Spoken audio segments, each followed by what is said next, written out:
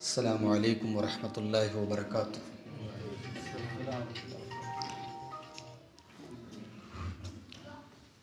الحمد للہ نحمده ونستعینه ونستغفره ونعوذ باللہ من شرور انفسنا ومن سیئات اعمالنا، من يهده الله فلا مضل له ومن يضلل فلا هادي له، وأشهد أن لا إله إلا الله وحده لا شريك له، وأشهد أن محمدا عبده ورسوله۔ يا أيها الذين آمنوا اتقوا الله حق تقاته ولا تموتن إلا وأنتم مسلمون۔ يا أيها الناس اتقوا ربكم الذي خلقكم من نفس واحدة وخلق منها زوجها وبث منهما رجالا كثيرا ونساء، واتقوا الله الذي تساءلون به والأرحام إن الله كان عليكم رقيبا۔ يا أيها الذين آمنوا اتقوا الله وقولوا قولا سديدا يصلح لكم أعمالكم ويغفر لكم ذنوبكم، ومن يطع الله ورسوله فقد فاز فوزا عظيما۔ أما بعد فإن خير الحديث كتاب الله، وخير الهدي هدي محمد صلى الله عليه وسلم، وشر الأمور محدثاتها وكل محدثة بدعة وكل بدعة ضلالة وكل ضلالة في النار۔ اعوذ باللہ من الشیطان الرجیم، بسم اللہ الرحمن الرحیم۔ ان الذین قالوا ربنا اللہ ثم استقاموا تتنزل علیہم الملائکة الا تخافوا ولا تحزنوا وابشروا بالجنة التي كنتم توعدون، نحن اولیاؤکم فی الحیاة الدنیا وفی الآخرہ ولکم فیہا ما تشتہی انفسکم ولکم فیہا ما تدعون۔ معزز علماء کرام، محترم بزرگوں، نوجوان بھائیوں، پردہ نشین ماں اور بہنوں، پیارے بچوں،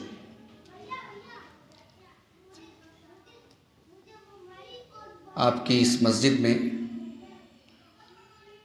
کافی عرصے کے بعد پروگرام میں شرکت کا موقع مل رہا ہے، اور میں سمجھتا ہوں کہ لاک ڈاؤن کے بعد میرے علم میں نہیں ہے کوئی پروگرام شاید ہوا ہو یہاں، یہ بھی ممکن ہے یہ پہلا پروگرام ہو،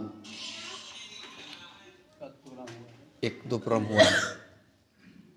موسم کی شدت کے باوجود آس پاس سے بھی کافی لوگ آئے ہیں، ہمارے ساتھ بنارس سے بھی کافی احباب آئے ہیں۔ اللہ تعالیٰ ہماری اس حاضری کو قبول فرمائے، اور یہاں جمع ہونا، ہم سب کا دین کی باتوں کو سننا، یہ سب اللہ تعالیٰ ہمارے نامہ اعمال میں نیکی کے طور پہ ہمارے نامہ اعمال میں اللہ تعالیٰ لکھ دے، آمین۔ میں نے آپ کے سامنے قرآن مجید کی سورہ حامیم السجدہ کی دو آیتیں پڑھی ہیں، آیت نمبر 31، 32، 31 اور 32 نمبر کی آیت ہے سورہ حامیم السجدہ کی۔ اس آیت میں اللہ تبارک و تعالیٰ نے استقامت کا ذکر کیا ہے۔ آئیے پہلے آیت کو سمجھ لیتے ہیں، پھر بات آگے بڑھاتے ہیں۔ اللہ نے فرمایا، ان الذین قالوا ربنا اللہ ثم استقاموا، بے شک جن لوگوں نے یہ کہا کہ ہمارا رب اللہ ہے، ثم استقاموا، اور پھر اسی کے اوپر جم گئے، اسی کے اوپر ثابت قدم ہو گئے، اسی کے اوپر استقامت اپنے اندر پیدا کر لی۔ اللہ کو رب کہہ دیا، اللہ کو رب کہہ دینا، اللہ کو رب مان لینا یہ کافی نہیں ہے، اس پر قائم رہنا یہ ضروری ہے۔ ایمان کے اندر داخل ہونا یہ کمال ہے، مگر اس سے بڑا کمال ہے اس ایمان کی حفاظت کرنا۔ انسان پوری زندگی اسلام پر گزار دے اور مرنے کے پہلے مرتد ہو جائے، کافر ہو جائے، مشرک ہو جائے، اللہ کے یہاں اس کا انجام کیا ہوگا ہمیں معلوم ہے، برباد ہو گیا وہ۔ تو ایمان تھا، استقامت نہیں تھی۔ استقامت کا مطلب یہ ہے کہ مرتے دم تک اپنے ایمان کو بچا کے رکھا جائے۔ تو ایمان امپورٹنٹ ہے، مگر ایمان سے امپورٹنٹ چیز استقامت ہے۔ اسی لیے آپ دیکھیں کہ اللہ کے پیارے نبی صلی اللہ علیہ وسلم 3 آیتیں ہر خطبے میں پڑھتے تھے۔ اس میں سے ایک آیت سورہ آل عمران کی آیت نمبر 102 102 نمبر کی آیت ہوتی تھی۔ اس میں اللہ تعالیٰ نے اسی چیز کا ذکر کیا کہ ایمان کو مرتے دم تک بچا کے رکھو۔ یا ایھا الذین آمنوا اتقوا اللہ حق تقاتہ ولا تموتن الا وانتم مسلمون، اے ایمان والو اللہ سے ڈرو جیسا ڈرنے کا حق ہے، اور تمہیں موت نہ آئے مگر اسلام کی حالت میں، یعنی زندگی کی آخری سانس تک تمہیں اپنے ایمان کی حفاظت کرنی ہے۔ اسی کا نام استقامت ہے، ایمان کو بچا کے رکھنا۔ اچھا، اب ایمان کو کس چیز سے بچانا ہے؟ کبھی کبھی ایسی چیزیں بھی ہوتی ہیں جو ہمیں ڈراتی ہیں، اور کبھی کبھی ایسی چیزیں بھی ہوتی ہیں جو ہمیں لالچ دلاتی ہیں۔ ایمان کو دونوں سے بچانا ہے۔ ایسا نہیں ہے کہ ہمیشہ ایمان کو نقصان دہ چیزوں سے بچانا ہے، ایمان کو کبھی کبھی ایسے فائدے سے بھی بچانا ہے جو ہمارے دین کو نقصان پہنچا رہا ہو۔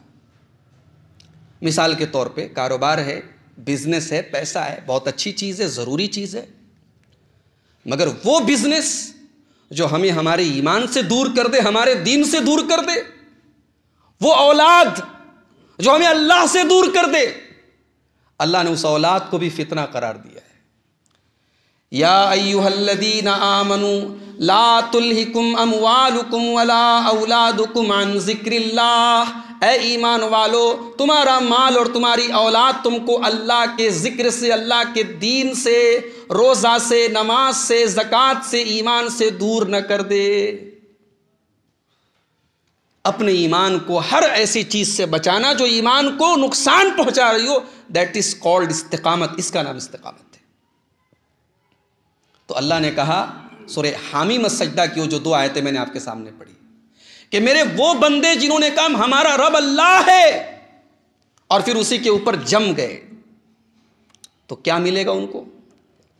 تتنزل علیہم الملائکہ، جب ان کی موت کا ٹائم آئے گا، ان کی روح نکالنے والے جو فرشتے ان کے پاس آئیں گے، وہ فرشتے ان کو آنے کے بعد ان کو بشارت سنائیں گے، ان کو خوشخبری سنائیں گے۔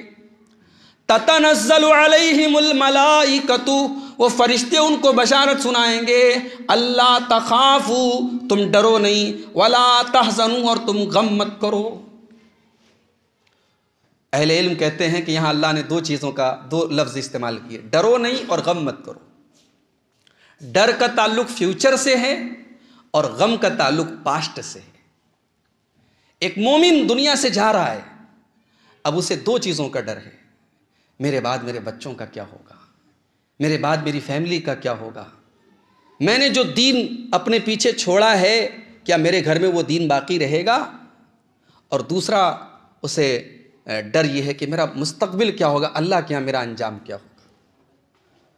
اللہ کہہ رہا اگر تم ایمان پیدا کر لو اور استقامت پیدا کر لو، وہ فرشتے تمہیں آ کر کے بشارت سنائیں گے تمہاری موت کے ٹائم، اللہ تخافوا، تم ڈرو نہیں، تمہارا فیوچر بھی انشاءاللہ روشن رہے گا، اللہ کے یہاں تمہیں اللہ کی نعمتیں ملیں گی، جنت ملے گی، ولا تحزنوا، اور تم غمگین بھی نہ ہونا، تمہارے مال کی حفاظت اللہ کرے گا، تمہارے بچوں کی حفاظت اللہ کرے گا، تم جو چھوڑ کر کے آئے ہو اس کے بارے میں کوئی غم نہیں، اور تمہارے ساتھ جو ہونے والا ہے اس کا کوئی ڈر نہیں۔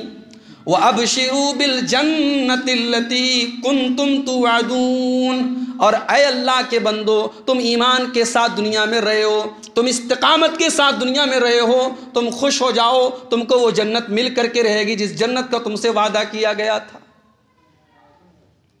فرشتے بشارت سنا رہے ہیں استقامت والے کو، اور اتنا ہی نہیں، آگے وہ فرشتے ایک بات اور کہیں گے، نحن اولیاؤکم فی الحیات الدنیا وفی الآخرہ، ہم دنیا میں بھی تمہارا سپورٹ کرتے رہیں گے، تمہاری مدد کرتے رہیں گے، اور آخرت میں بھی ہم تمہارے سپورٹ میں رہیں گے۔ اللہ کے فرشتے کہہ رہے ہیں اللہ کی طرف سے، یعنی گویا اللہ کا سپورٹ رہے گا۔ اللہ کہہ رہا ہے ہم تمہارے دنیا میں بھی تمہاری مدد کریں گے، آخرت میں بھی کریں گے۔ اور اے میرے استقامت والے بندو، تم نے دنیا میں میرے دین کے لیے اپنی بہت ساری خواہشات کو قربان کیا ہوگا، میرے دین پر چلنے کے لیے تم نے بہت ساری اپنی خواہشات کو قتل کیا ہوگا، اپنی اچھاؤں کو تم نے مارا ہوگا، تمہیں پریشان ہونے کی ضرورت نہیں ہے۔ وَلَكُمْ فِيهَا مَا تَشْتَهِي أَنفُسُكُمْ، اللہ کے یہاں جنت میں وہ سب کچھ تمہیں ملے گا جس کی تمہارے نفس کے اندر خواہش ہوگی۔ وَلَكُمْ فِيهَا مَا تَدَّعُونَ، اور جو تم طلب کرو گے وہ سب کچھ تم کو جنت میں ملے گا۔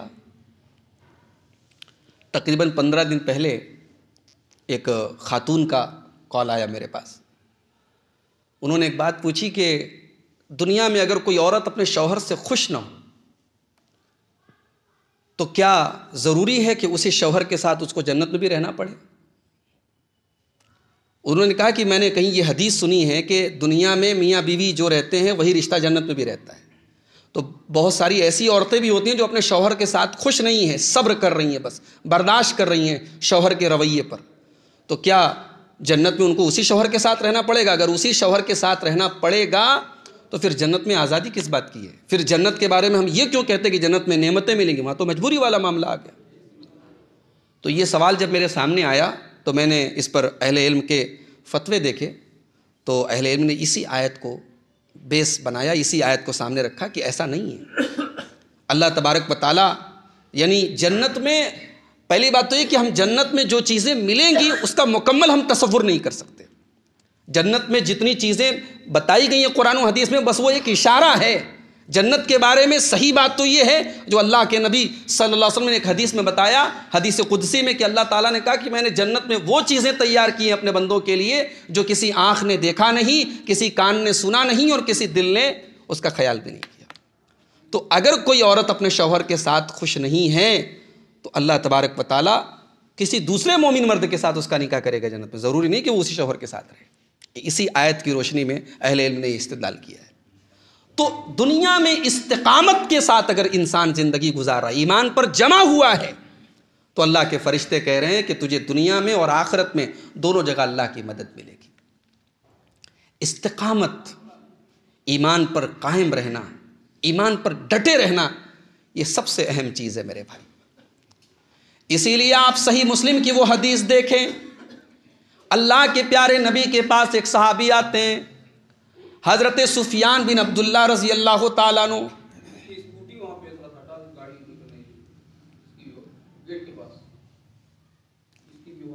حضرت سفیان بن عبداللہ سوال کر رہے ہیں، اے اللہ کے رسول، مجھے اسلام کے اندر کوئی ایسی چیز بتا دیجئے جو آپ کے بعد کسی سے پوچھنا نہ پڑے، اتنی اہم بات بتا دیجئے کہ بس اس بات پر میں عمل کر دوں، مجھے کوئی دوسرا سوال نہ کرنا پڑے۔ اللہ کے پیارے نبی نے فرمایا، قل آمنت باللہ ثم استقم، کہا کہ اے میرے صحابی تم کہو میں اللہ پر ایمان لایا، اور پھر اسی کے اوپر جم جاؤ، اسی کے اوپر ڈٹ جاؤ، اسی کے اوپر قائم رہو۔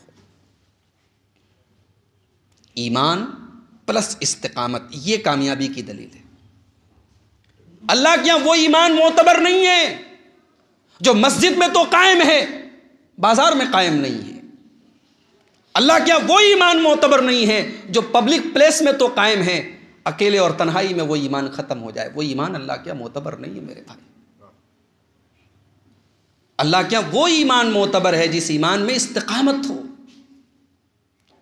مسجد میں بھی اللہ کا ڈر ہو، مارکیٹ میں بھی اللہ کا ڈر ہو، گھر کے اندر بھی اللہ کا ڈر ہو، تنہائی میں بھی اللہ کا ڈر ہو. وہ ایمان اللہ تعالیٰ کو مطلوب ہے. اسی لیے آپ دیکھیں اللہ کے پیارے نبی صلی اللہ علیہ وسلم ہوں یا آپ کے صحابہ ہوں یا اس امت کے سلف صالحین ہوں، ان کی زندگی میں یہ استقامت ہمیں اپنی پوری آب و تاب کے ساتھ نظر آتی ہے. ان کے یہاں ایمان بھی تھا اور استقامت بھی تھی. وہ فائدے اور نقصان کو دیکھ کر کے دین پر عمل نہیں کرتے تھے. ایک بڑی عجیب و غریب آیت آپ کو سنانے جا رہا ہوں. سورہ حج کی آیت نمبر 11 ہے. پہلے آیت سمجھ لیجئے اللہ تعالیٰ نے کیسے ایمان کا ذکر کیا ہے اس آیت کے اندر. 17ویں پارے کی آیت ہے، سورہ حج کی آیت نمبر 11 ہے. وَمِنَ النَّاسِ مَن يَعْبُدُ اللَّهَ عَلَى حَرْفٍ، کچھ لوگ ایسے بھی ہوتے ہیں جو اللہ کی عبادت کنارے کھڑے ہو کر کے کرتے ہیں. یہ کنارے کھڑے ہو کر کے عبادت کرنے کا کیا مطلب ہے؟ اصل میں اللہ کے رسول کے زمانے میں منافقین کا ایک ٹولہ تھا، ایک جماعت تھی. یہ میدان جنگ میں مسلمانوں کے ساتھ جاتے تھے، لیکن لڑائی جب شروع ہوتی تھی تو یہ کنارے کھڑے رہتے تھے. یہ دیکھتے تھے جدھر کا پلڑا بھاری ہوگا ہم ادھر شامل ہو جائیں گے. اللہ نے کہا ایسے مسلمان مت بنو. وَمِنَ النَّاسِ مَن يَعْبُدُ اللَّهَ عَلَى حَرْفٍ، کچھ ایسے بھی لوگ ہوتے ہیں جو اللہ کی عبادت کنارے کھڑے ہو کر کے کرتے ہیں. فَإِنْ أَصَابَهُ خَيْرٌ اطْمَأَنَّ بِهِ، اگر اسلام پر عمل کرتے ہوئے سب بھلا ہے، سب اچھا ہے، سب اچھا چل رہا ہے، سب ٹھیک ٹھاک چل رہا ہے، تب تو اسلام پر عمل کریں گے. وَإِنْ أَصَابَتْهُ فِتْنَةٌ انقلب عَلَى وَجْهِهِ، اور اسلام پر عمل کرنے میں اگر آزمائشیں آ جائیں، پریشانیاں آ جائیں، تکلیفیں آ جائیں تو اپنے چہرے کے بل پلٹ جائیں گے، اسلام کو چھوڑ دیں گے. اللہ نے فرمایا خسرت دنیا والآخرہ، ایسے لوگ دنیا میں بھی خسارہ اٹھائیں گے اور آخرت میں بھی خسارہ اٹھائیں گے. اپنے مفاد کے لیے دین پر عمل کرنے والا دنیا میں بھی خسارہ اٹھائے گا، آخرت میں بھی خسارہ اٹھائے گا. آج ہماری اکثریت کا یہی حال ہے میرے بھائی. ہم اللہ کو راضی کرنے کی فکر نہیں کرتے، ہم لوگوں کو راضی کرتے ہیں. اللہ کے پیارے نبی صلی اللہ علیہ وسلم فرماتے ہیں، صحیح مسلم کی روایت ہے، کہ جو بندہ اللہ کو راضی کر کے لوگوں کو ناراض کر دے، لوگ ناراض ہوتے ہوں اللہ راضی ہو جائے، جس کو یہ فکر ہو جائے کفاہ اللہ مؤونتہ، اللہ اس کے لیے کافی ہو جائے گا. اور جو لوگوں کو راضی کرنے کی پرواہ کرے، اللہ کو ناراض کر کے لوگوں کو راضی کرے، اللہ کے پیارے نبی فرماتے ہیں وکلہ اللہ الی الناس، ایسے آدمی کو اللہ تعالیٰ لوگوں کے حوالے کر دے گا. جب تو مجھے راضی نہیں کر رہا، جا جس کو تو راضی کر رہا ہے میں اس کے حوالے تجھے کر. اور دنیا کبھی راضی نہیں ہو سکتی میرے بھائی، لوگ آپ سے راضی کبھی نہیں ہو سکتے. تو استقامت یہ ہے ایمان پر قائم رہنا. جان جائے تو جائے، ایمان نہ جائے، اس کا نام استقامت. اور یہ چیز کب پیدا ہوتی ہے؟ جب ایمان کی ویلو آدمی سمجھ لیتا ہے. موسیٰ علیہ السلام کا واقعہ قرآن میں کئی جگہ بیان کیا گیا، کبھی آپ نے غور کیا؟ موسیٰ علیہ السلام فرعون کے دربار میں پہنچے، کہا کہ میں اللہ کا رسول ہوں. فرعون نے کہا تمہارے پاس ثبوت کیا ہے، دلیل کیا ہے، نشانی کیا ہے؟ حضرت موسیٰ علیہ السلام نے اپنے عصا کو زمین پہ ڈالا، ان کا عصا ایک اژدہا بن گیا. اپنے ہاتھ کو دکھایا، ان کے بغل سے سفیدی نظر آئی. فرعون نے کہا اچھا تو جادوگر ہو تم سے بڑے بڑے جادوگر ہمارے پاس ہیں، چلو ایک دن مقابلہ کر لیتے ہیں. تم اپنا جادو دکھاؤ، ہمارے جادوگر اپنا جادو دکھائیں گے، جادو کا مقابلہ ہو جائے گا، تم جیت گئے تمہاری بات مان لیں گے. فرعون کے دربار میں بات طے ہو گئی. ایک دن طے ہو گیا. فرعون نے بڑے بڑے جادوگروں کو بلایا، جادوگر سب آئے. تو فرعون نے کہا تمہیں میرا ایک بہت بڑا کام کرنا ہے، موسیٰ کو شکست دینی ہے، موسیٰ کو ہرانا ہے. یہ پہلا آدمی پیدا ہوا ہے جو میری خدائی کو چیلنج کر رہا ہے، وہ جو مجھے رب نہیں مان رہا ہے، کہہ رہا ہے کہ میرا رب اللہ ہے، تو تمہیں موسیٰ کو شکست دینی ہے. تو جادوگروں نے کہا کہ ہمیں کچھ اجرت ملے گی، کچھ ہمیں بدلہ ملے گا، کیا ملے گا؟ ہمیں اتنا بڑا کام آپ کا کریں گے، ہمیں کیا ملے گا؟ تو فرعون نے کہا کہ تمہیں اجرت تو جو ملے گی، تم لوگ میرے مقرب بن جاؤ گے، میرے خاص لوگوں میں بن جاؤ گے۔ بھائی فرعون کی سلطنت بہت بڑی تھی اپنے زمانے کی، اور مصر اس دور کی سب سے بڑی مہذب اور متمدن قوم تھی، سب سے بڑی سول سوسائٹی تھی اس دور کی۔ اس دور کا جو سب سے بڑا بادشاہ ہے وہ کہہ رہا ہے میں تمہیں اپنا خاص آدمی بنا دوں گا۔ اب جادوگروں کے لیے بہت بڑی بات تھی۔ اب مقابلہ شروع ہوا۔ موسیٰ علیہ السلام نے کہا پہلے کون اپنی طاقت کا اظہار کرے گا؟ تو جادوگروں نے کہا پہلے ہم کرتے ہیں۔ جادوگروں نے اپنی رسیوں کو زمین پہ، رسی لیے تھے ہاتھ میں، زمین پہ رسیوں کو پھینکا تو رسیاں سانپ بن گئی۔ حضرت موسیٰ علیہ السلام نے اللہ کے حکم سے اپنے عصا کو زمین پہ ڈالا۔ اب ان کا عصا جو تھا وہ ایک اژدہا بن گیا، اور وہ جتنے رسیاں جو سانپ نظر آ رہی تھی ان سب کو وہ نگل گیا، سب غائب ہو گئے، سب ختم ہو گئے۔ اب جادوگر تو جادوگر تھے، وہ جادو کی باریکیوں سے واقف تھے، وہ سمجھ گئے یہ سب کچھ ہے، جادو نہیں ہے، یہ کوئی غیبی طاقت ہے، یہ اللہ تبارک و تعالیٰ کی طرف سے کوئی معجزہ ہے، یہ انسان کے بس کی بات نہیں ہے۔ جادوگروں نے جیسے ہی حضرت موسیٰ کا یہ معجزہ دیکھا، قرآن کے الفاظ ہیں، سورہ شعراء کی آیت ہے، فَأُلْقِيَ السَّحَرَةُ سَاجِدِينَ، سارے کے سارے جادوگر سجدے میں گر پڑے۔ قَالُوا آمَنَّا بِرَبِّ الْعَالَمِينَ، کہنے لگے ہم اللہ رب العالمین کے اوپر ایمان لاتے ہیں، رب موسیٰ و ہارون، جو موسیٰ اور ہارون کا بھی رب ہے، ساری کائنات کا رب ہے اور موسیٰ اور ہارون کا بھی رب ہے، ہم اس اللہ کے اوپر ایمان لاتے ہیں۔ اللہ اکبر، جادوگر مسلمان ہو گئے، کلمہ پڑھ لیا انہوں نے۔ اب یہ جو جادوگر سجدے میں گرے اور کلمہ پڑھ لیا، اب فرعون نے دیکھا ہے تو پورا پاسا پلٹ گیا۔ فرعون نے کہا آمنتم لہو قبل ان آذن لکم، میری اجازت کے بغیر تم لوگوں نے اپنا اسٹینڈ بدل لیا، تم موسیٰ پر ایمان لے آئے۔ اوہو انہو لکبیرکم الذی علمکم السحر، اس کا مطلب یہ پہلے سے سانٹ گانٹ تھی اور یہ تمہارا گرو ہے، تم سے بڑا جادوگر یہ ہے۔ خیر کوئی بات نہیں، اب میں تمہیں سزا دوں گا۔ لَأُقَطِّعَنَّ أَيْدِيَكُمْ وَأَرْجُلَكُمْ مِنْ خِلَافٍ، میں تمہارے ہاتھ اور پیر کٹوا ڈالوں گا، اور مخالف سمت سے دایاں ہاتھ کٹواؤں گا تو بایاں پیر کٹواؤں گا، بایاں ہاتھ کٹواؤں گا تو دایاں پیر، مخالف سمت سے تمہارے ہاتھ پیر کٹوا دوں گا۔ وَلَأُصَلِّبَنَّكُمْ أَجْمَعِينَ، اور تم سب کو سولی پر چڑھا دوں گا۔ 2 منٹ کا ایمان ہے نا یہ، ابھی ان جادوگروں کو ایمان لائے 2 منٹ بھی نہیں ہوا، 2 منٹ کا ایمان ہے، اور جان کا خطرہ ہے، فرعون جان سے مارنے کی دھمکی دے رہا ہے، مگر وہ جادوگر ایمان کی لذت کو پا چکے تھے، ایمان کی ویلو ان کے دل و دماغ میں اتر چکی تھی۔ جادوگر فرعون کی اتنی خطرناک دھمکی کے جواب میں کہتے ہیں، جو قرآن نے جو ان کے الفاظ نقل کیے، قالوا لا ضیر انا الی ربنا لمنقلبون، اے فرعون تو ہمیں جان سے بھی مار دے، ہمیں کوئی پرواہ نہیں، لا ضیرہ ہمارا کچھ بگڑنے والا نہیں ہے، انا الی ربنا منقلبون، ہمیں پلٹ کر کے تو اپنے رب کے پاس ہی جانا ہے، آج نہیں تو کل اپنے اللہ کے پاس ہی جانا ہے، اگر ایمان بچانے کے لیے تو ہمیں جان سے بھی مار دے، ہمیں کوئی پرواہ نہیں ہے۔ انا نطمع ان یغفر لنا ربنا خطایانا ان کنا اول المؤمنین، ساری زندگی ہماری جادو میں گزری ہے، ساری زندگی اللہ کو ناراض کرنے میں گزری ہے، اگر تو ہمیں قتل کر دے اور ہم اللہ کے پاس پہنچ جائے اور اللہ ہمیں معاف کر دے، ہم تو یہی چاہتے ہیں، اللہ ہماری بخشش کر دے۔ یہ ہوتی ہے استقامت، یہ ہوتی ہے استقامت کہ اپنے ایمان کو بچانے کے لیے اپنی جان کو داؤں پہ لگا دیا ان جادوگروں نے۔ میرے بھائیوں، ان الذین قالوا ربنا اللہ، میرے وہ بندے جنہوں نے اللہ کو اپنا رب مانا اور پھر اس کے اوپر جم گئے۔ اللہ کے نبی جب معراج کے سفر پہ گئے، مسند احمد کی صحیح روایت ہے، ایک عجیب و غریب خوشبو آپ نے محسوس کی، آپ نے حضرت جبرائیل سے پوچھا یہ خوشبو کیسی آ رہی ہے؟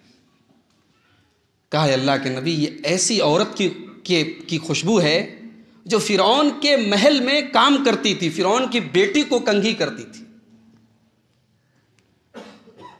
اچھا تو کیوں اس کی خوشبو کیوں جنت میں آ رہی ہے؟ کیا اس عورت نے ایسا کون سا خاص کام کیا تھا؟ اب حضرت جبرائیل نے پورا واقعہ بتایا، کہا کہ ایک مرتبہ وہ عورت فرعون کی بیٹی کو کنگھی کر رہی تھی، اچانک کنگھی اس کے ہاتھ سے زمین پہ گر پڑی، تو اس کے منہ سے نکلا بسم اللہ، کنگھی گری بسم اللہ۔ ہمارے منہ سے کیا نکلتا ہے؟ ارے باپ رے، یہ کیا ہو گیا، او مائی گاڈ۔ یہ سب چھوڑ دو اللہ کے واسطے، یہ او مائی گاڈ، او مائی گاڈ بھی کہنا مناسب نہیں، اللہ کے لیے گاڈ کا لفظ استعمال نہیں کرنا چاہیے۔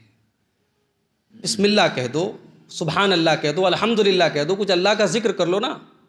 ہمیں تو پریشانی میں ارے باپ رے ایسے بول دیتے ہم لوگ، نہیں بولنا چاہیے۔ فرعون کے محل میں کام کرنے والی اس مزدور عورت کا ایمان دیکھیے، اس کی تربیت دیکھیے، کنگھی گری اس کے منہ سے نکلا بسم اللہ۔ تو فرعون کی بیٹی نے کہا تو کس کا نام لے رہی ہے؟ کہا کہ اللہ کا لے رہی ہوں۔ کہا اللہ کون ہے؟ کہا میرا رب ہے۔ کہا اچھا، کیا میرے باپ کو تو اپنا رب نہیں مانتی؟ کہا نہیں، تیرے باپ کو میں اپنا رب نہیں مانتی، میں اللہ کو رب مانتی ہوں۔ تیرا باپ میرا مالک ہے، رب تھوڑی ہے۔ کہا کہ میں یہ بات اپنے باپ سے کہہ دوں گی۔ کہا کہہ دو، مجھے کوئی پرابلم نہیں ہے، میں تمہارے باپ کو رب مانتی نہیں ہوں۔ بات پہنچ گئی فرعون تک۔ فرعون نے بلوایا اس عورت کو، کہا کہ ہاں بتاؤ، الک ربن غیری، کیا تم مجھے چھوڑ کر کسی اور کو رب مانتی ہے؟ اللہ اکبر۔ اس عورت کے پاس کوئی بہت بڑی ڈگری نہیں ہے، بہت بڑا علم کا خزانہ نہیں ہے، مگر ایمان ہے اس عورت کے پاس۔ فرعون کے دربار میں وہ غریب عورت، فرعون کے محل میں کام کرنے والی عورت فرعون کے دربار میں کھڑے ہو کے کہتی ہے ربی و ربک اللہ، اے فرعون میرا اور تیرا رب اللہ ہے۔ فرعون نے کہا انجام سوچ لو، ختم کر دی جاؤ گی، پورے پریوار کے ساتھ مار دی جاؤ گی۔ کہا کوئی بات نہیں، ایمان تو نہیں چھوڑوں گی میں اس بات پر قائم ہوں کہ میرا رب اللہ ہے۔ فرعون نے آگ تیار کروائی اور کہا کہ اس کے سارے بچوں کو آگ میں ڈال کے ختم کر دو، اس کی آنکھوں کے سامنے اس کے بچوں کو جلاؤ۔ اللہ اکبر۔ ایک ماں کے لیے اولاد سے امپورٹنٹ کچھ نہیں ہوتا، اور اس ماں کے سامنے اس کے بچوں کو آگ میں ڈال دیا جائے۔ صحیح مسند احمد کے صحیح روایت کے الفاظ ہیں، اس عورت کی آنکھوں کے سامنے اس کے سارے بچے آگ میں ڈال کے ختم کر دیے گئے۔ آخر میں وہ عورت بچی اور اس کے گود میں ایک دودھ پیتا بچہ بچا۔ اور اب جب اس عورت کی باری آئی تو حدیث کے الفاظ ہیں کہ وہ عورت جو ہے وہ آگ میں جانے کے پہلے تھوڑا جھجکی، تھوڑی کھٹک پیدا ہوئی اس کے اندر، تھوڑی کنفیوژن پیدا ہوئی۔ کیوں؟ دودھ پیتا بچہ گود میں ہے۔ تو وہ دودھ پیتا بچہ اپنی ماں کی گود میں اللہ کے حکم سے وہ کہتا ہے یا امی اقتحمی، اے میری ماں اس آگ میں تو کود جا، فإن عذاب الدنیا احون من عذاب النار، دنیا کا عذاب ہلکا ہے جہنم کے عذاب کے مقابلے میں۔ بچے کی یہ بات اس ماں کے دل پر اثر کرتی ہے اور ماں اپنے اس بچے کے ساتھ اللہ کی راہ میں شہید ہو جاتی ہے۔ ان الذین قالوا ربنا اللہ ثم استقاموا، بے شک وہ لوگ جنہوں نے اللہ کو رب کہا اور پھر اس کے اوپر قائم رہے۔ رب کہنے والے ہزاروں ہیں، قائم رہنے والے چند ہیں میرے بھائیوں۔ اللہ نے ان قائم رہنے والے، ان استقامت والے بندوں کو جنت کی بشارت سنائی۔ ہمارے اور آپ کے پیارے نبی جناب محمد الرسول اللہ صلی اللہ علیہ وسلم کی پوری زندگی آپ اٹھائیے، پہلے دن سے لے کر کے میرے نبی کی زندگی کا آخری دن استقامت ہے میرے بھائی، استقامت ہے۔ میرے نبی کو اس اللہ کے اس دین کو، اس مشن کو پورا کرنے کے لیے میرے نبی پر کون کون سے ظلم کے پہاڑ نہیں توڑے گئے۔ 3 سال تک میرے نبی کے پورے خاندان کو درختوں کے پتے اور چمڑے چبانے پر مجبور کر دیا گیا۔ وہ شہر مکہ جو میرے نبی کا جائے پیدائش تھا، میرے نبی کا وطن تھا جہاں باپ دادا پورا خاندان بسا تھا، اس شہر مکہ کو چھوڑ کر کے میرے نبی کو جانا پڑا۔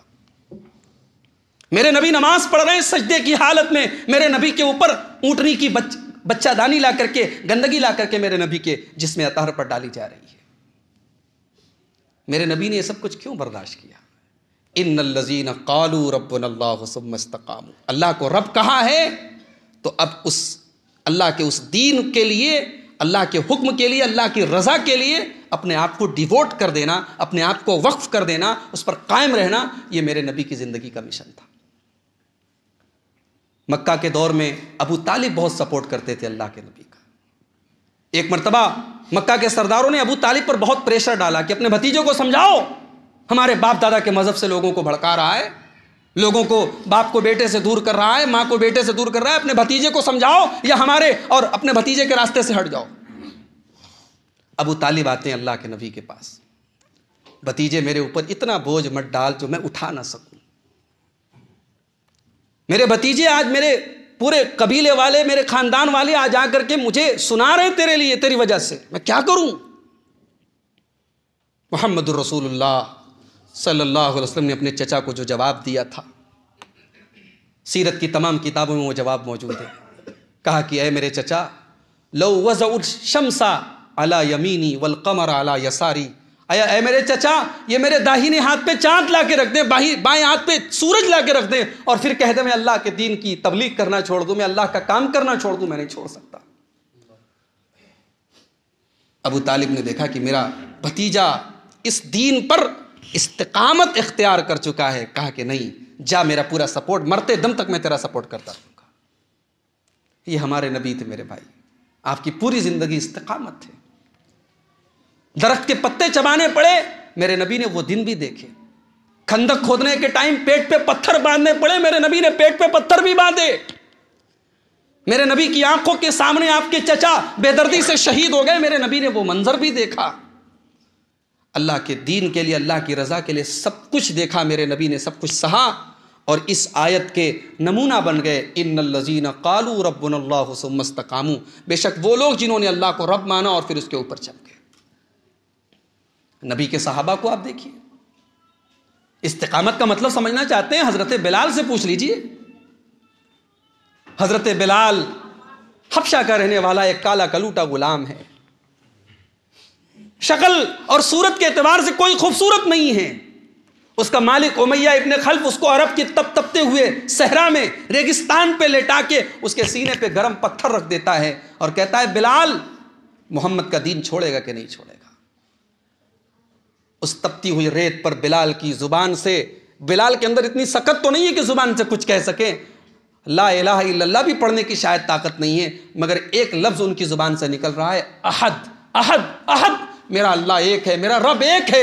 امیہ ابن خلف سمجھ گیا کہ میں بلال کے استقامت کو چیلنج نہیں کر سکتا، بلال کے سینے کی پگھلتی چربیاں اور بلال کی تپتی ریت پر اس کی سلگتی پیٹھ، اس ایمان کے ساتھ جو استقامت ہے وہ ساری تکلیف اس استقامت کے لیے برداشت کرنے کو تیار ہے۔ ہماری مائیں بہنیں بیٹھی ہیں، لوگ کہتے ہیں کہ عورت بہت کمزور ہوتی ہے، مگر میں آپ کو لکھ کر کے دیتا ہوں کہ ایمان وہ چیز ہے اگر پیدا ہو جائے تو مرد سے زیادہ مضبوط اس عورت کو بنا دیتی ہے۔ ہماری اور آپ کی حیثیت نہیں ہے میرے بھائی کہ ہم حضرت آسیہ کے مقام تک پہنچ سکیں، ہم زندگی بھر تہجد پڑھ لیں، ہم حضرت آسیہ کے مقام کو نہیں پہنچ سکتے۔ آسیہ کون ہے؟ فرعون کی بیوی ہے۔ اللہ اکبر، ایمان لاتی ہیں، فرعون ظلم و ستم کے پہاڑ توڑتا ہے، اپنے محل سے نکال کر کے زنجیروں میں جکڑ دیتا ہے۔ حضرت آسیہ اللہ کی بارگاہ میں دعا کرتی ہیں، رب ابن لی عندک بیتا فی الجنہ ونجنی من فرعون وعملہ ونجنی من القوم الظالمین۔ اے اللہ تیری رضا کے لیے، تیرے دین کے لیے، اے اللہ میں نے فرعون کا محل چھوڑ دیا، زندگی کا عیش و آرام چھوڑ دیا، اے اللہ اب تجھ سے تیری بندی یہ سوال کرتی ہے تو جنت میں مجھے اس سے بہتر محل عطا فرما۔ اللہ نے آسیہ کو قیامت تک آنے والی عورتوں کے لیے آئیڈیل بنا دیا میرے بھائی۔ ایمان پیدا ہو تو آسیہ پیدا ہوتی ہے، ایمان پر استقامت اگر آ جائے تو ہاجرہ جیسی عورتیں پیدا ہوتی ہیں۔ ابراہیم چھوڑ کے جا رہے ہیں، ہاجرہ پوچھتی ہے کہاں چھوڑ کے جا رہے ہیں اس بے آب ہو گیا سرزمین میں؟ یہ دودھ پیتا بچہ، یہ اکیلی عورت، دور دور تک کوئی انسان نہیں، کوئی پانی نہیں، کوئی درخت نہیں، کہاں میں جاؤں گی؟ کس کے حوالے چھوڑ کے جا رہے ہیں؟ کیا اللہ کا حکم ہے یہ؟ حضرت ابراہیم کہتے ہیں ہاں اللہ کا حکم ہے۔ حضرت ہاجرہ کہتی ہیں اذن لا یضیعن اللہ ابدا، اگر ایسی بات ہے اللہ اپنے بندوں کو برباد نہیں کرے گا، آپ جائیے، کوئی پرواہ نہیں۔ ایک عورت ہے، عورت جذباتی ہوتی ہے، عورت کمزور ہوتی ہے، عورت کے بارے میں بڑی باتیں ہیں، مگر ایمان اور استقامت پیدا ہو جائے تو ہاجرہ کی جیسی عورتیں جنم لیتی ہیں میری ماؤں بہنوں۔ ایک عورت آتی ہے اللہ کے رسول کے پاس، بخاری کے الفاظ ہیں، اے اللہ کے رسول مجھے مرگی کا دورہ آتا ہے، چکر آتا ہے، مجھے بے ہوش ہو جاتی ہوں، اور جب مجھے یہ دورہ آتا ہے میں ننگی ہو جاتی ہوں، میری شرمگاہ کھل جاتی ہے۔ اے اللہ کے نبی، اللہ سے دعا کر دیجئے اللہ میری یہ تکلیف دور فرما دے۔ اللہ کے نبی نے فرمایا تیرے سامنے دو آپشن ہیں، تو چاہتی ہے میں دعا کر دوں، میں دعا کر دوں گا، تو ٹھیک ہو جائے گی، تیرا مرگی کا یہ دورہ ختم ہو جائے گا، تیری پرابلم ختم ہو جائے گی۔ لیکن دوسرا آپشن یہ ہے کہ تو صبر سے کام لے، یہ بیماری، یہ مرگی کا جو دورہ تجھے آ رہا ہے یہ اللہ کی طرف سے ایک آزمائش ہے تیرے لیے، تو صبر سے کام لے، میں گارنٹی دیتا ہوں تجھے جنت ملے گی، وَلَكِ الْجَنَّةُ، تجھے جنت ملے گی، مگر تجھے صبر کرنا پڑے گا۔ اب اس عورت نے دیکھا کہ اس بیماری کو برداشت کروں تو جنت ملے گی۔ وہ عورت کون تھی اس کا نام بھی حدیث میں نہیں بتایا گا، کوئی عام عورت تھی، مگر اللہ اکبر کتنی سمجھدار عورت تھی۔ نبی نے جب جنت کی چوائس پیش کی تو عورت کہتی ہے یا رسول اللہ اصبر، میں صبر کر لوں گی، اگر اس دورے کو، اس بیماری کو برداشت کرنے پر مجھے جنت مل رہی ہے تو سودا مہنگا نہیں ہے اللہ کے نبی، میں صبر کر لوں گی، مگر ایک بات ہے یا رسول اللہ، مجھے یہ گوارا نہیں ہے کہ میری شرمگاہ کھل جائے اور غیر مرد جو ہے اس کے سامنے میری شرم و حیا تار تار ہو جائے، یہ دورہ، یہ تکلیف، یہ بیماری گوارا ہے، مجھے اپنا برہنہ پن گوارا نہیں، اپنا ننگا پن گوارا نہیں ہے۔ ایک حیا والی عورت، ایک ایمان والی عورت کبھی ننگے ہونے کو پسند نہیں کرے گی، اس کا سب سے قیمتی زیور اس کی حیا ہوتی ہے میرے بھائی۔ اس عورت نے کہا یا رسول اللہ میں صبر کروں گی، بس ایک بات ہے کہ آپ اللہ سے یہ دعا کر دیں کہ یہ جو میں ننگی ہو جاتی ہوں، میرا سطر کھل جاتا ہے، یہ تکلیف دور ہو جائے۔ اللہ کے نبی نے دعا کر دی، وہ عورت چلی گئی۔ صحابہ کہتے ہیں کسی کو جنتی عورت دیکھنا ہو تو اس عورت کو دیکھ لو۔ ان الذین قالوا ربنا اللہ ثم استقاموا، اللہ کو رب کہا اسی کو اوپر جم گئے۔ ایک لونڈی تھی زنیرہ، یہ روم کی رہنے والی تھی، یہ بھی ایمان لے آئی بیچاری۔ اس زمانے میں جو غلام ہوتے تھے، لونڈی ہوتے تھے، سماج کا سب سے لوور کلاس ہوتا تھا، ان کے کوئی حقوق نہیں تھے، ان کو جو جس طریقے سے چاہتا تھا مارتا تھا، پیٹتا تھا۔ اب یہ بیچاری لونڈی تھی، اب ان کی مالکن کو پتا چلا کہ یہ ایمان لے آئی ہے، اس کو بہت مارا، بہت ستایا، اور پھر اتفاق سے ان کی بینائی چلی گئی۔ زنیرہ رضی اللہ تعالیٰ عنہ کی بینائی چلی گئی، ان کی آنکھوں کی روشنی چلی ہو گئی، اندھی ہو گئی۔ اب مکہ کے لوگ تانا دینے لگے، دیکھو اس نے لات اور عزا کا انکار کیا تو لات اور عزا کا عذاب ان کے اوپر آیا ہے۔ لات اور عزا ان سے ناراض ہو گئے، یہ محمد کے دین کو اس نے قبول کر لیا نعوذ باللہ، تو اس لیے اس کے اوپر لات اور عزا کی طرف سے عذاب نازل ہوا ہے۔ اللہ اکبر۔ ایمان لانے کے بعد کسی کو اس طریقے کے تانے دیے جائیں، وہ جسمانی تکلیف سے زیادہ خطرناک یہ تانے ہوتے ہیں میرے بھائی۔ زنیرہ رضی اللہ تعالیٰ نے اللہ کی بارگاہ میں دعا کیا، اللہ یہ لوگ مجھے تانے دے رہے ہیں، تیری بندی کو تانے مل رہے ہیں کہ میں نے اسلام کو قبول کیا ہے اس لیے میں اندھی ہو گئی، اے اللہ میرا ایمان تو یہ ہے، میری آنکھیں اگر گئی ہیں تو تیری مشیت سے گئی ہیں، اور میری آنکھیں اگر تو چاہے تو لوٹ سکتی ہیں۔ زنیرہ کی دعا قبول ہو گئی اور اللہ تبارک و تعالیٰ نے ان کی آنکھوں کو واپس لوٹا دیا۔ یہ وہ عورتیں تھیں جو ایمان لانے کے بعد اس پر جم گئی۔ عورت کمزور نہیں ہے اگر ایمان والی ہے تو، اگر ایمان والی عورت ہے تو سمیہ رضی اللہ تعالیٰ عنہ جیسی عورتیں جنم لیتی ہیں۔ اسلامی تاریخ کا ہر اسٹوڈنٹ جانتا ہے کہ اسلام کی راہ میں سب سے پہلا جو خون بہا ہے، جو سب سے پہلی جان گئی ہے، وہ حضرت سمیہ کی گئی ہے۔ ابو جہل نے بڑی بے دردی سے حضرت سمیہ کو شہید کیا تھا، شہید کر دیا، ختم کر دیا، مگر سمیہ کے دل سے ایمان کو نہیں نکال سکا۔ اسی کا نام استقامت ہے میرے بھائیوں۔ ان الذین قالوا ربنا اللہ ثم استقاموا۔ حضرت خبیب ابن عدی کو دیکھو، مکہ والوں نے ان کو پکڑ لیا ہے، اریسٹ کر لیا ہے، ان کو سولی پہ چڑھانے کی تیاری ہے۔ مکہ والے کہتے ہیں کوئی آخری خواہش ہے؟ حضرت خبیب کہتے ہیں ایک آخری خواہش ہے، مرنے کے پہلے 2 رکعت نماز پڑھنا چاہتا ہوں۔ علماء کہتے ہیں سولی چڑھنے کے پہلے 2 رکعت نماز کا طریقہ حضرت خبیب کے ذریعے شروع ہوا ہے۔ اس کے بعد اسلامی تاریخ میں ایسے بہت سارے واقعات ہوئے کہ سولی پہ جس کو چڑھایا گیا اس نے پہلے 2 رکعت نماز پڑھی۔ حضرت خبیب نے کہا 2 رکعت نماز پڑھنے کی مجھے مہلت دے دو. 2 رکعت نماز انہوں نے پڑھی اور ہلکی نماز پڑھی. نماز پڑھنے کے بعد سلام پھیرنے کے بعد کہا کفار مکہ کو خطاب کرتے ہوئے کہ واللہ لو ان ترو ان ما بی من جزع، اگر مجھے اس بات کا ڈر نہ ہوتا کہ کہیں تم یہ نہ سوچو کہ میں موت کے ڈر سے نماز کو لمبا کر رہا ہوں تو میں اتنی ہلکی نماز عام طور سے پڑھتا نہیں، میں اور لمبی نماز پڑھتا، مگر میں نے ہلکی اس لیے پڑھی کہ تمہیں یہ احساس نہ ہو کہ میں نے موت کے ڈر سے نماز کو لمبا کر دیا ہے. اس کے بعد حضرت خبیب رضی اللہ تعالیٰ عنہ کو سولی پہ چڑھانے کی جب تیاری ہونے لگی تو انہوں نے ایک شعر کہا تھا، اور وہ شعر صحیح بخاری کے اندر موجود ہے. انہوں نے کیا کہا تھا؟ کہا تھا کہ یہ جو میری جان جا رہی ہے یہ اللہ کی راہ میں جا رہی ہے. الا ای شق ولست ابالی حین اقتل مسلما الا ای شق کان للہ مسرعی، جب میں ایمان کی حالت میں دنیا سے جا رہا ہوں تو مجھے کوئی پرواہ نہیں کہ میری موت کیسے ہو رہی ہے.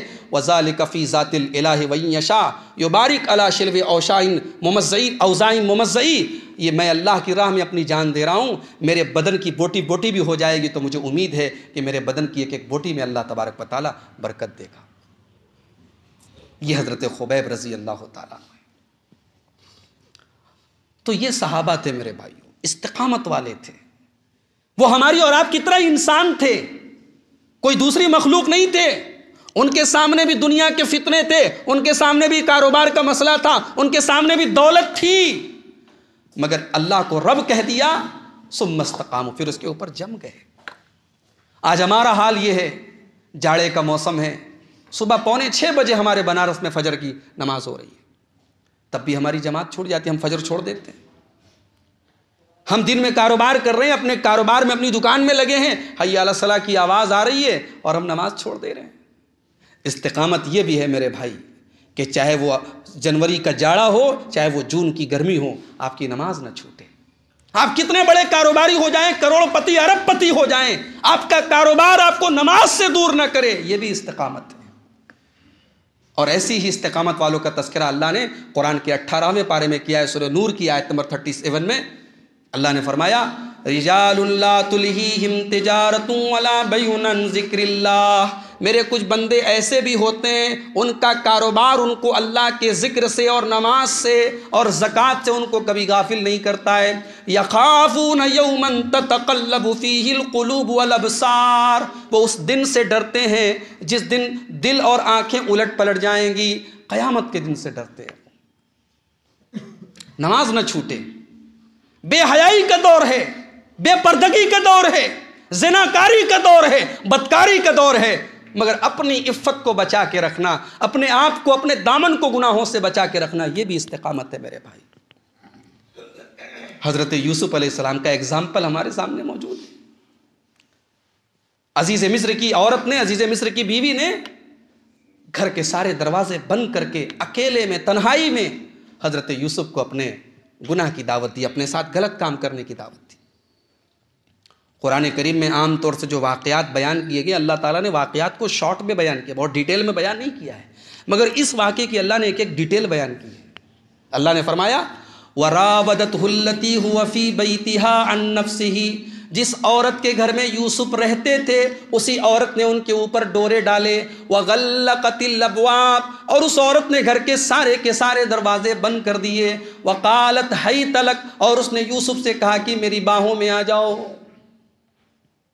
ایک خوبصورت عورت، ایک جوان عورت ایک نوجوان مرد کو بلا رہی ہے اس دور میں جس دور میں کسی کیمرے کا ڈر نہیں ہے، جس دور میں کسی قسم کی پولیس کا ڈر نہیں ہے، کسی قسم کے کا کوئی خطرہ نہیں ہے. گھر کے اندر کی بات ہے، عورت خود بلا رہی ہے. حضرت یوسف کہتے ہیں قال معاذ اللہ، اللہ کی پناہ، انہ ربی احسن مثوایا انہ لا یفلح الظالمون، میں اتنا بڑا ظلم نہیں کر سکتا، میرے رب نے تیرے ہی گھر میں مجھے ٹھکانہ دیا اور میں تیرے ہی ساتھ اتنا غلط کام کروں، یہ میں نہیں کر سکتا. اللہ کی پناہ، میں اللہ کی پناہ چاہتا ہوں. یہ ہے استقامت. یہ نہیں ہے کہ حالات میں ہم بہہ گئے، بڑا مشکل دور ہے، بڑا بے پردگی اور بے حیائی کا دور ہے، ہم حالات میں بہہ گئے. نہیں، استقامت یہ ہے اپنے عفت کو بچا کر کے رکھا جائے. حضرت مرثد رضی اللہ تعالیٰ عنہ کا واقعہ میں کئی بار تقریروں میں بیان کر چکا ہوں.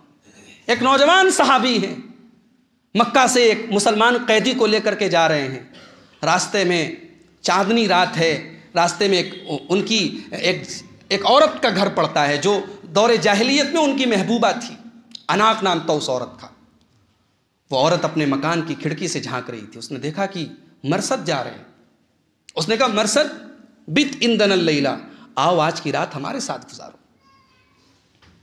حضرت مرثد رضی اللہ تعالیٰ عنہ کے لیے بڑا گولڈن چانس ہے، چاندنی رات ہے، اکیلی عورت گھر میں بلا رہی ہے، اور وہ عورت بھی کوئی انجان نہیں، ان کی جان پہچان کی عورت ہے، دور جاہلیت میں اس سے محبت کرتے تھے وہ۔ حضرت مرثد جواب دیتے ہیں نہیں، ان اللہ حرم الزنا، اے اناق اب میں مسلمان ہو چکا ہوں اور میں اللہ پر ایمان لا چکا ہوں اور میرے رب نے زنا کو حرام قرار دیا ہے، یہ کہہ کر کے آگے بڑھ گئے۔ یہ ہوتی ہے استقامت۔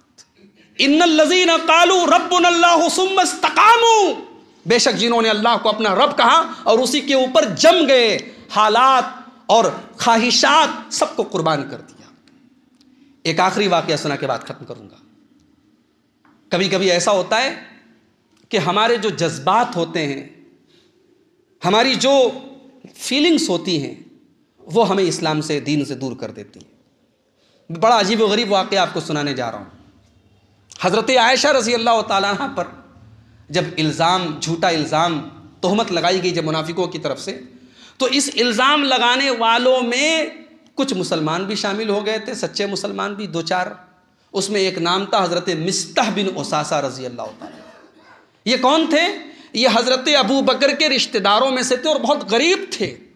حضرت ابو بکر صدیق ہر مہینہ ان کو کچھ پیسہ دیا کرتے تھے خرچ چلانے کے لیے۔ ہجرت کر کے مدینہ آئے تھے، غریب تھے، حضرت ابو بکر کے رشتہ دار تھے، حضرت ابو بکر ہر مہینہ ان کو کچھ پیسہ دیتے تھے۔ اب ظاہر ہے جب حضرت عائشہ پر جھوٹا الزام لگا اور الزام لگانے والوں میں حضرت مستح بھی شامل ہو گئے، تو ایک باپ ہونے کے ناطے حضرت ابو بکر کو طیش آنا لازمی تھا۔ ان کو بڑا غصہ آیا کہ اس کو میں ہر مہینہ خرچہ دے رہا ہوں اور میری بیٹی پر جھوٹی تہمت یہ بھی لگا رہا ہے۔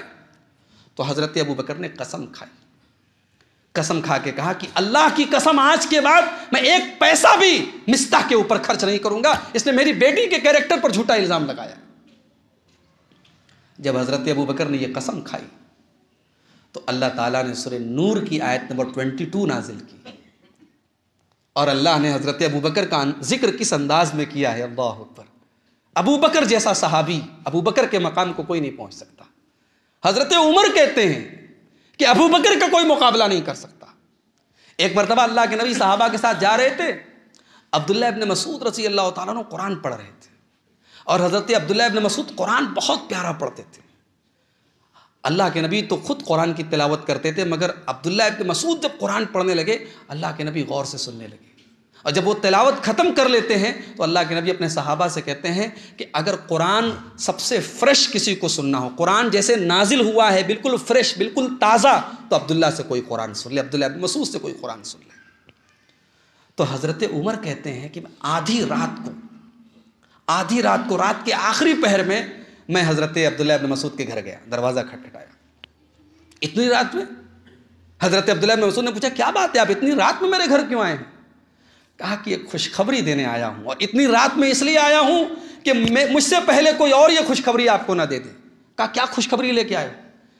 کہا خوشخبری یہ دینے آیا ہوں کہ نبی نے آپ کی تلاوت کی تعریف کی، اور نبی نے کہا ہے کہ عبداللہ کی تلاوت ایسی ہے جیسے قرآن نازل ہوا ہے، اتنا تازہ اور اتنا فریش اگر کسی کو قرآن سننا ہے تو عبداللہ کے منہ سے قرآن سن لے۔ حضرت عبداللہ نے کہا کہ آپ نے لیٹ کر دیا، یہ بشارت حضرت ابو بکر دے کے جا چکے ہیں۔ تو حضرت عمر نے کہا اگر ابو بکر نے یہ کام کر دیا ہے تو مجھے کوئی افسوس نہیں ہے، میں جانتا ہوں کہ نیکی کے معاملے میں ابو بکر سے آگے کوئی نہیں نکل سکتا۔ تو ابو بکر صدیق کے بارے میں یہ قرآن کی آیت نازل ہوئی، سورہ نور کی آیت نمبر 22۔ جب انہوں نے قسم کھائی کہ میں مستح پر ایک پیسہ خرچ نہیں کروں گا، میری بیٹی پر جھوٹا الزام اس نے لگایا، تو اللہ نے کیا کہا؟ وَلَا يَأْتَلِ أُولُو الْفَضْلِ مِنْكُمْ وَالسَّعَةِ أَنْ يُؤْتُوا أُولِي الْقُرْبَى والمساکین والمہاجرین فی سبیل اللہ۔ اے مسلمانوں، تم میں جو پیسے والے لوگ ہیں، جو صاحب حیثیت لوگ ہیں، وہ ایسی قسم نہ کھائیں کہ غریبوں کو، رشتہ داروں کو اور اللہ کی راہ میں ہجرت کرنے والوں کو پیسہ نہیں دیں گے، ان کی مدد نہیں کریں گے، ایسی قسم مت کھاؤ۔ اشارہ کس کی طرف ہے؟ ابو بکر صدیق کی طرف۔ اللہ تعالیٰ کہہ رہا ہے کہ تم حیثیت والے ہو، پیسے والے ہو، کسی کو پیسہ دے رہے ہو، مدد کر رہے ہو، تو قسم مت کھاؤ کہ ہم نہیں دیں گے۔ کیوں؟ وَلْيَعْفُوا وَلْيَصْفَحُوا، اے میرے بندو اگر کسی سے کوئی خطا ہو گئی، کوئی غلطی ہو گئی تو معاف کر دو، درگزر کر دو۔ الا تحبون ان یغفر اللہ لکم، کیا تم یہ نہیں چاہتے کہ اللہ تم کو معاف کر دے؟ تم سے بھی تو غلطیاں ہوتی ہیں، تم سے بھی تو خطائیں ہوتی ہیں۔ جب تم یہ چاہتے ہو کہ اللہ تم کو معاف کر دے تو بندوں سے اگر غلطی ہو جائے تو تم بھی تو میرے بندے ہو، تم معاف کر دیا کرو۔ جب یہ آیت نازل ہوئی ابو بکر صدیق رونے لگے، کہنے لگے اے ہمارے رب، ہم تو یہی چاہتے ہیں کہ تو ہمیں معاف کر دے۔ اور انہوں نے اپنی قسم توڑ دی اور حضرت مصطح بن اساسہ کو جو وہ پیسہ دیتے تھے ہر مہینہ، وہ دوبارہ دینا شروع کر دیا۔ میرے بھائیوں، اپنے سینے پر، اپنے دلوں پر ہاتھ رکھ کے بتاؤ یہ کلیجہ کہاں سے لاؤ گے؟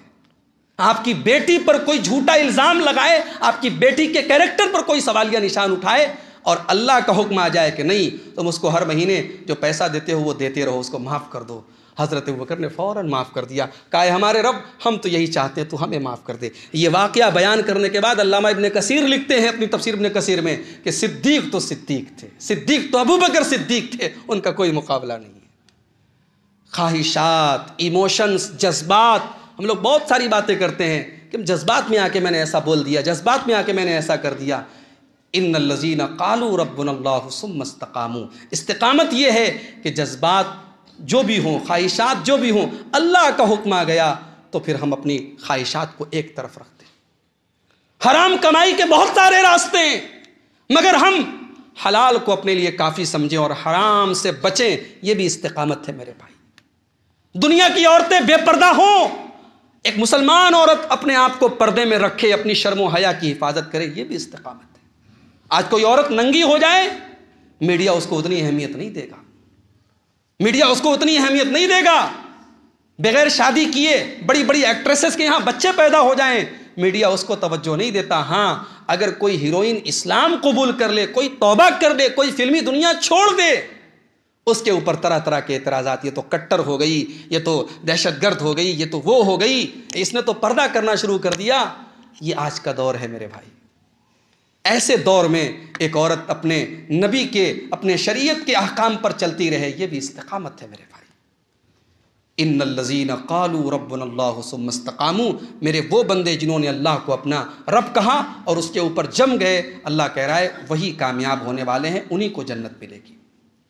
لاک ڈاؤن کے بعد مسجدیں کھل چکی ہیں، اب کوئی حکومت کی طرف سے ظاہری طور پر کوئی پابندی نہیں ہے، مگر آج ہماری مسجدوں کا حال آپ دیکھیں۔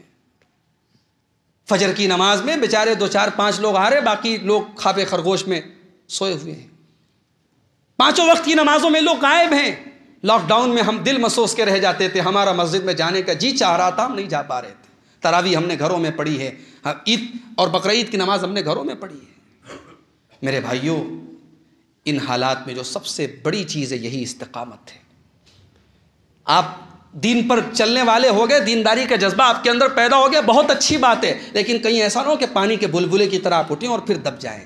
استقامت، اللہ کے رسول کی حدیث ہے کہ بہترین کام وہ ہے جو کم ہو لیکن مستقل کیا جائے۔ اس لیے دین کے کاموں میں استقامت پیدا کیجیے۔ آخر میں جاتے جاتے میں ایک بار پھر آپ سے اپیل کروں گا، جو ہمارے شیخ عبداللہ صاحب نے بھی کی، ہمارے محلے میں بنارس میں ایک مسجد کی زمین تقریباً 1000 اسکوائر فٹ کی زمین ہے، وہ خریدی جا رہی ہے اور تقریباً 80 لاکھ کا خرچ ہے۔ 10-12 لاکھ روپیہ ہم لوگ اب تک اکٹھا کیے ہیں، لمبی رقم ہے، باقی کے لیے ہم لوگ کوشش کر رہے ہیں۔ آپ حضرات بھی جو آئے ہیں، جو بھی تعاون آپ کر سکتے ہوں کر کے جائیں، اور میں اللہ سے دعا کرتا ہوں رب العالمین ہمیں اپنے دین پر استقامت کی توفیق عطا فرمائے۔ رب العالمین ہماری کمیوں اور کوتاہیوں کو معاف کر دے۔ رب العالمین ہم جو جن گناہوں میں لت پت ہیں، اللہ ان سے ہمیں سچی توبہ کرنے کی توفیق عطا فرمائے۔ رب العالمین ہمارے نوجوانوں کی اصلاح فرمائے، ہماری خواتین کی اصلاح فرمائے۔